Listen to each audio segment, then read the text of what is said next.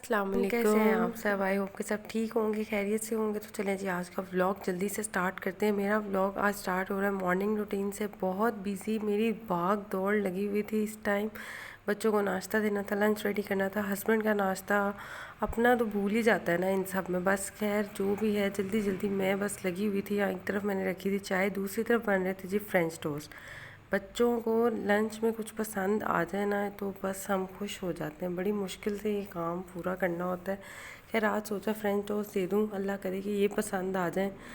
यहाँ पर जी बस फ्रेंच टोस्ट बन चुके थे। अब मैं इनको डालने लगी थी लंच में। नाश्ता मैंने बच्चों को दे दिया था और वो अंदर अपने बाबा के साथ नाश्ता कर रहे थे। शुक्र है कि ये मुझे हेल्पिंग हैंड मिल जाता है सुबह सुबह, वरना मेरी तो हो जाए बस बस भाई।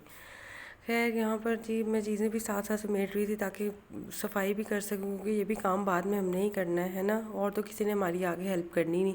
खैर यहाँ पे लंच हो चुके थे पैक। मैं बनाना काट रही थी साथ उनके लिए, ताकि फ्रूट की एक पोर्शन भी दे दूँ और बच्चे फुलफ़िल हो जाएं, पूरी तरह उनका पेट भर जाए। तो चलें जी, यहाँ पे चले गए थे बच्चे स्कूल और सुकून का टाइम अब नसीब हुआ था हमें।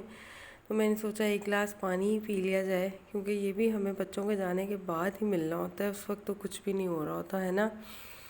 अब ये टेबल इग्नोर करनी है। आपने रात को डिनर के बाद साफ़ नहीं की थी मैंने, इसलिए इस पर ना कुछ स्टेन लगे हुए थे, तो प्लीज़ अब ये इग्नोर कर दीजिएगा। पानी मेरा एंजॉय करें। शुक्र है मुझे भी टाइम मिल गया था पानी पीने के लिए एटलीस्ट। और अभी मैंने सिर्फ पानी पिया था। नाश्ता करने का तो बिल्कुल दिल नहीं कर रहा था, क्योंकि इसके बाद और भी घर के जो काम थे वो मेरे जहन में चल रहे थे, और पानी पीते पीते मैं उनके लिए प्लान बना रही थी। तो ये देखें जी, ये कमरे की हालत होती है जब बच्चे जाते हैं। बच्चों ने आज नाश्ता रूम में किया था, तो बेड पे उनका नाश्ता पड़ा हुआ है। अब मैंने ये सारा सेट करना है, और ये रूम बस सेट होते होते वहाँ पे ज़लान साहब सोए हुए हैं, उसको डिस्टर्ब नहीं करना, और फिर भी हमने रूम को सेट करना है। और रूम के साथ साथ मैं आपको किचन की भी हालत दिखाती हूँ। ये किचन भी देखें, सुबह नाश्ते के साथ काफ़ी मैसी हो गया था। अभी मैं साथ साथ चीज़ें उठा रही थी, लेकिन फिर भी ये हाल था। अब हमने दोनों चीज़ों को सही करना है, रूम को भी और किचन को भी। तो चलें जी, अपना काम हम करने लगे थे स्टार्ट। तो अब मैं आपको रूम सेट करती हूँ और फिर दिखाती हूँ कि रूम कैसे सेट हो गया था। ये लें जी, चुटकी बजा के रूम सेट हो गया ना, ऐसे ही नहीं हुआ था खैर, लेकिन हो गया। सलान साहब अभी भी सोए हुए हैं, तो मैंने अपने हस्बैंड के कपड़े भी सेट करके रख दिए थे यहाँ पे, ताकि वो इजीली अब रेडी हो जाएं। रेडी होने के बाद जी अब मैंने किचन में जाना था, दोबारा किचन को सेट करना था। लेकिन किचन सेट करने से पहले मैंने सोचा कि क्यों ना नाश्ता बना लिया जाए, क्योंकि हस्बैंड को भी देना था और ख़ुद भी कर ही लिया जाए, क्योंकि एनर्जी चाहिए भाई सारा दिन। तो हस्बैंड आज कह रहे थे कि शेक बना दें, तो मैंने फ्रोज़न बनाना लिए और कुछ एप्पल उनमें डाल के एप्पल और बनाना का मिक्स शेक बना दिया। बहुत मज़े का शेक बनता है, फ्रोज़न बनाना ट्राई करिएगा, बहुत टेस्टी शेक बनता है। आप चाहें तो इसमें कॉफ़ी पाउडर भी ऐड कर सकते हैं। कॉफ़ी पाउडर और बनाना का शेक इतना मज़े का बनता है, बहुत टेस्टी। अगर बच्चों को देना हो तो नटेला डाल दें, चॉकलेट फ्लेवर डाल दें, कुछ भी डाल दें। शेक्स तो बहुत मज़े के हो जाते हैं, और बच्चों को वैसे भी चॉकलेटी चीज़ें बहुत बहुत पसंद आती हैं ना। लेकिन हम चॉकलेट नहीं पीने वाले थे, हमने सिंपल ही लिया था। खैर ये अच्छा लगा था, क्रीमी बन जाता है। फ्रोज़न बनाना जब आप लें ना तो शेक काफ़ी क्रीमी हो जाता है, और उसका टेस्ट बड़ा क्रीमी आइसक्रीम वाला टेक्सचर आता है ना, तो पीने में भी मज़ा आता है।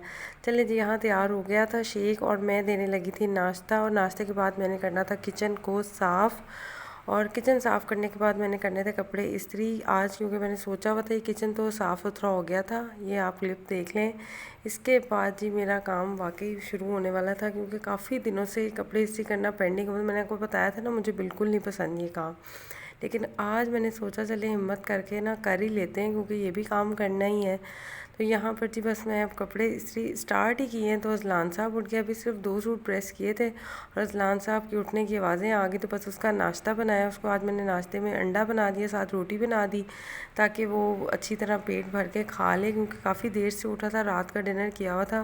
तो मैंने कहा अंडा रोटी खा ले, इससे काफ़ी उसका पेट भर जाएगा। तो ये बड़ी मुश्किल से मैंने उसको खिलाया। तो उसके बाद यहाँ लंच की तैयारी शुरू कर दी थी। लंच में मैंने आज सोचा चने बना लूँ, तो चनों को मैंने यहाँ पे सोक करके रख दिया। तो थोड़ी देर इनको हम सोक करेंगे, मैंने चनों को सारी रात कुछ लोग होते हैं ना, वो सारी रात चनों को सोक करके रखते हैं ताकि सुबह इजीली बॉयल हो जाए। मैं ऐसा नहीं करती, सिर्फ आधा घंटा या 1 घंटे तक भिगो दिए और बाद में प्रेशर लगा दिया 25 to 30 मिनट्स, और अच्छे खासे सही बॉयल हो जाए। तो यहाँ पर जी नाश्ते के बर्तन थे थोड़े बहुत, जो जलान को करवाया था, सोचा ये भी हाथ के हाथ धो दूँ, वरना यहाँ पर जो ढेर लगना है ना वो नहीं फिर बर्दाश्त होना, पहले ही काम नहीं ख़त्म होते। और ये जो यहाँ पर सिंक भर जाता है ना, वो तो ज़रा अच्छा नहीं लगता, इसलिए मैंने कहा इनको तो धो के यहाँ से फारिग करो ना, और साफ़ सुथरा सिंक नज़र आए ताकि लंच बनाने में हमें आसानी हो, ठीक है ना। तो चने जी बॉयल हो चुके थे, यहाँ पर मैंने उनका मसाला बनाने की तैयारी शुरू कर दी थी। मैं अब ग्राइंडर में प्याज को ग्राइंड करने लगी थी, पेस्ट बना के सारी चीज़ों का, बस इजीली मैंने मसाला बनाना था क्योंकि बहुत थकी हुई थी मैं, सुबह से बहुत भाग दौड़ लगी हुई थी। तो ईजी सा मसाला मैंने बनाने की कोशिश की। यहाँ उसका कैप नहीं मिल रहा था जग का, तो मैंने प्लेट रख के बस जल्दी जल्दी ग्राइंड किया क्योंकि टाइम नहीं था मेरे पास ढूंढने का, बच्चे भी आने वाले थे और रसलान भी उठ चुका था। तो बस जल्दी जल्दी मैंने पेस्ट बनाया और पेस्ट बना के मैंने डाल दिया कढ़ाई के अंदर। अब इसमें डालेंगे हम ऑयल और इसको अच्छी तरह से हम इसको भून लेंगे ताकि इसका ऑयल सेपरेट हो जाए। ऑयल सेपरेट होने के बाद हम इसमें बेसिक जो अपना प्रोसेस होता है सारा कुछ डालते जाएंगे, देख लें आप। यहाँ पर जी मैंने लहसुन पाउडर डाल दिया था 1 टीस्पून भर के, क्योंकि लहसुन को पील करने का ना मेरे पास टाइम था और ना ही मेरा दिल कर रहा था, और मैंने इसको भी इसी के साथ भून लिया। और इसके बाद मैंने पेस्ट बना के डाला टमाटरों का, और टमाटरों का पेस्ट डाल के मैंने इसको भूनने के लिए यहाँ पे छोड़ दिया ताकि ये मसाला अच्छी तरह भून जाए। तो दूसरी तरफ मैंने सोचा कि चने स्टीम कर लूँ क्योंकि ये भी काम करना है ना, सारे काम खुद ही करने हैं। तो यहाँ पर जी मसाला काफ़ी अच्छे तरीके से भून चुका था। अब मैंने इसमें नमक, मिर्च, हल्दी, वाइट मिर्च और धनिया पाउडर ऐड कर दिया था।